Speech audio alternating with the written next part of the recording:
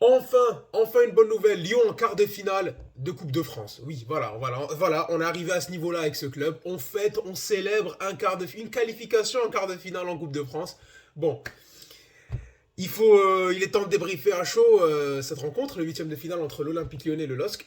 C'était au Groupama Stadium aujourd'hui, match à 18h15. Alors, on va parler déjà de la composition d'équipe du côté lyonnais. Donc, on a Lopez dans les buts classiques, une défense centrale, Diomandé, Lovren, Gusto sur le côté droit. À gauche, c'est pas Tagliafico, à gauche, c'est Enrique. Au milieu de terrain, on a eu Le Penant, Tolisso, Cacré. Et en attaque, on a eu Barcola à gauche, Lacazette en pointe et Cherki à droite, qui a beaucoup plus joué dans l'axe, en partant de la droite, bien sûr. Comme d'habitude. Alors, le match, il commence bien pour l'Olympique lyonnais. Bon, les deux équipes ont la balle, c'est assez disputé. Lyon, il va à fond, ça met de la pression. Et très tôt, ça marque sur une belle réalisation de Cherki. Ça combine un peu avec Lacazette. C'était un peu fouillis juste au début.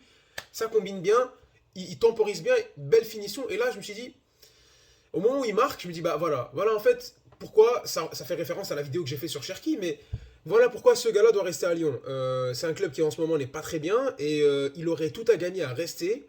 Enfin, il a du temps de jeu, enfin, il est au centre du projet, entre guillemets. Il pourrait vraiment clairement être l'ambassadeur ou le porte-étendard d'un nouvel Olympique lyonnais et il a tout à gagner. Et sur son but, on le voit avec la rage qu'il a, c'est comme quand il avait marqué face à 3. Là aussi, ce but, il va aller le chercher. Belle lucarne dans un angle qui était un peu compliqué. Donc c'est intéressant, ça commence bien pour Lyon.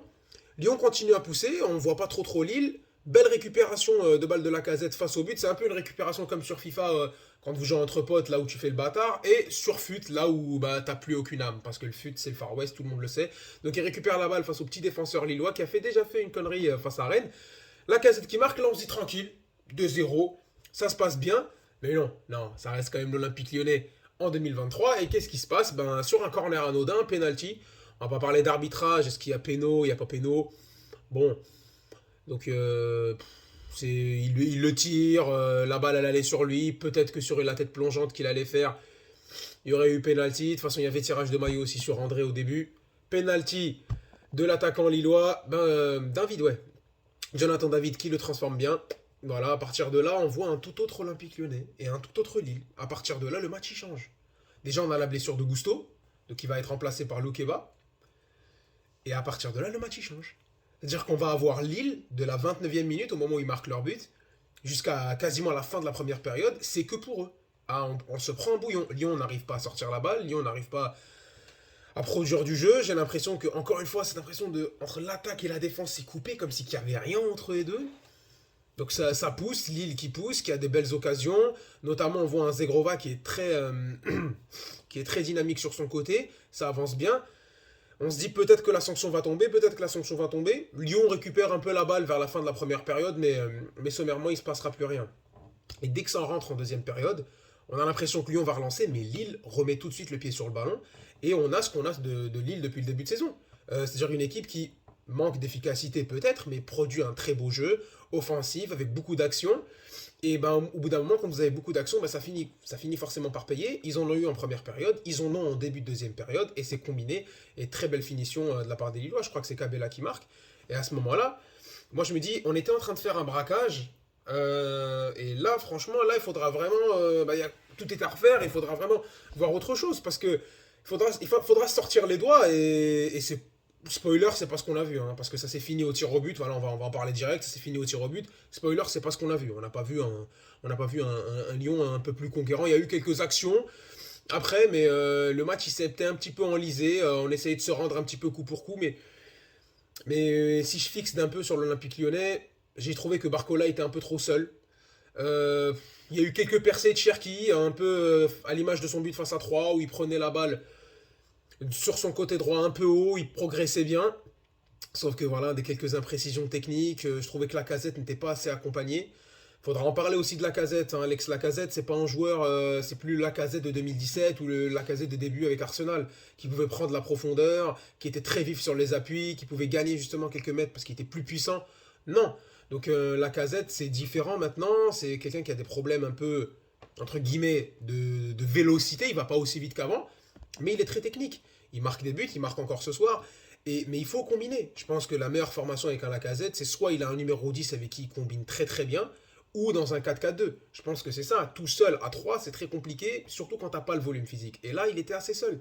Cherki, il avait beau faire ses percées, il n'avait plus déjà Gusto pour l'accompagner sur le côté droit pour suppléer un peu offensivement. C'était Cacré qui essayait de prendre un peu l'espace, et ça laissait la Casette seule. Donc on a eu quelques percées comme ça. J'avais l'impression que le milieu de terrain, ils essayaient de se battre, mais ça n'apportait pas les ballons. Donc on voyait la Casette du coup redescendre en bas et on essayait de profiter de la vitesse du jeune Barcola. Il y a des changements, on fait rentrer Dembélé, on fait rentrer un Minsar, mais il n'y a rien qui change, c'est un petit peu pâteau, ça bouge pas vraiment. Et ça va se finir au tir au but, avec la victoire des Lyonnais, un très bel arrêt d'Anthony Lopez, et après c'est la transversale touchée par Timothy Weah. Donc Lyon qui passe, Lyon qui se qualifie. Bon, ça fait plaisir en tant que supporter, mais bon, la suite c'est quoi? La suite c'est quoi?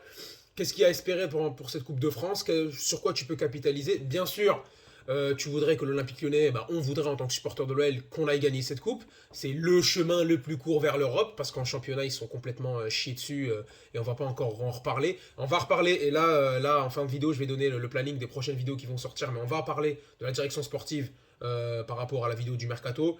Je vais la faire, j'ai pas oublié. Donc, tu vas espérer quoi? Aller la gagner, remporter un titre, oui, mais là, les supporters lyonnais, ils sont un peu dans une sorte de dilemme, parce que tu dis, si on gagne la Coupe de France, c'est un premier trophée en 11 ans, donc ça fait plaisir, mais de l'autre côté, Vincent Ponceau va prolonger, Bruno Chiraud va monter directeur sportif, et on va encore se les taper pendant 3 ans, et ça va être encore le miroir déformant. Est-ce que c'est ce qu'on a envie de voir? Non, pas forcément. Donc qu'est-ce que tu espères dans cette Coupe de France? Qu'ils aillent le plus loin. En tant que supporter lyonnais, on espère qu'ils la gagnent. Bien sûr, mais moi j'y crois pas, surtout pas après ce que j'ai vu aujourd'hui. Ça peut peut-être présager de bonnes choses, pourquoi pas Lyon ne peut-être pas finir à cette place entre 8 et 10, essayer de remonter un peu, oui. Essayer de chercher cette fameuse 5e place, oui, mais bon après, qu'est-ce qu'on va espérer de plus? Qu'est-ce qu'on va espérer de plus? Moi en Coupe de France je les vois pas. Peut-être que tu vas avoir un tirage assez sympathique en quart de finale, pourquoi pas aller t'offrir une demi, faire un exploit en demi, mais ça serait très très compliqué d'aller la gagner. Après c'est possible, hein. C'est possible, mais ça serait compliqué. Moi, faut être réaliste. Faut prendre les matchs les uns après les autres, comme cette expression le dit, même si moi je l'aime pas, parce que quand tu es un club qui travaille bien, tu devrais justement imposer ton style de jeu, ta façon de jouer, ton identité de jeu sur n'importe quelle équipe, pas prendre les matchs les uns après les autres, parce que c'est ce qu'elle veut dire, hein, les matchs les uns après les autres. On va se focaliser sur chaque match, chaque adversaire, on va l'étudier, on va s'adapter. Oui, ça c'est normal. Mais quand tu es sûr de tes forces, peu importe la personne qui vient en face de toi. Et maintenant, l'Olympique Lyonnais, on en est là à espérer, pour aller loin en Coupe de France, essayer d'espérer, en espérant tirer Nantes, en espérant tirer peut-être un plus petit calibre, en espérant aussi éviter soit le PSG, soit Marseille. On verra lequel des deux va se qualifier aujourd'hui, parce que je fais la vidéo avant le match, et surtout que je vais faire le débrief du match. Donc, faudra suivre. Donc à ce moment-là, je sais pas, moi je me hype pas encore. Je suis juste content parce que c'est la victoire de mon club, mais sans plus. Vraiment, vraiment sans plus. Voilà. Les points positifs à retenir de ce match, Cherki qui prend un peu plus de poids dans l'équipe. On voit Barcola prendre un peu plus de risques, même s'il lui manque l'efficacité hein, offensivement, mais là ça s'acquiert. Mais je pense que dans les intentions, dans l'état d'esprit, c'est pas mal. La défense, c'est pas mauvais. Je trouve que Lovren, ça camoufle quand même pas mal de défauts, sachant que Loukeba n'est pas là. Donc pour l'instant, ça va. Après, les points négatifs, le milieu de terrain, moi, il me fait peur. Le milieu de terrain, il me fait peur parce que même s'il y a de la qualité, ils n'arrivent pas à monter la balle, à produire correctement, à bien se projeter, ou du moins, ils le font par séquence, mais pas longtemps. Et bien évidemment, l'attaque. Même si ça combine bien, c'est toujours ce manque d'efficacité. Les buts, ils viennent sur un coup de génie de Cherki et une récupération de balle haute sur un défenseur qui a à peine 20 ans, qui commence sa carrière.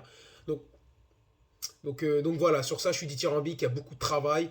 Ça sert à rien d'en parler maintenant, c'était juste une petite voilà, évaluation de fin de match. Lille, c'est plaisant à voir jouer. Si j'étais supporter neutre, j'aurais bien voulu voir Lille passer pour le jeu qui développe. Après, le poncif qu'on connaît tous, un match de coupe, ça se gagne, ça se joue pas forcément. Et les Lyonnais l'ont gagné, ils sont en quart de finale, on verra ce que ça va donner pour la suite. Merci d'avoir suivi. Il y aura les prochaines vidéos, on va essayer de bombarder un maximum. Donc il y aura une vidéo sur le mercato hivernal de l'Olympique Lyonnais, mercato hivernal de Chelsea, il faut que j'en parle aussi. Ce qui s'est passé entre Olas et Juninho, là aussi, il faut qu'on accorde un sujet. En ce qui concerne aussi le Barça, on a parlé du poste de latéral droit avec la vidéo de Pavard. Là, on va parler de Ferran Torres. On va essayer de développer, on va essayer de dérouler un maximum. Et aussi le débrief qui aura du match du Paris Saint-Germain Olympique de Marseille, 8e de finale, l'affiche choc de ces 8e de finale de Coupe de France. Voilà. N'hésitez pas, déjà merci à vous d'avoir regardé toute la vidéo, d'être arrivé jusque-là. N'hésitez pas à liker, à commenter, à me laisser vos avis en commentaire. Je vois que ça commence à se manifester. Abonnez-vous à mon compte Instagram, je raconte pas mal de conneries et je partage pas mal de trucs sur le foot en story aussi, ça peut être sympa. Et si vous voulez me parler, ça se passe là-bas aussi. Voilà. Donc au plaisir de vous voir très vite sur les vidéos ou en privé. Restez connectés, on se voit très vite en vidéo.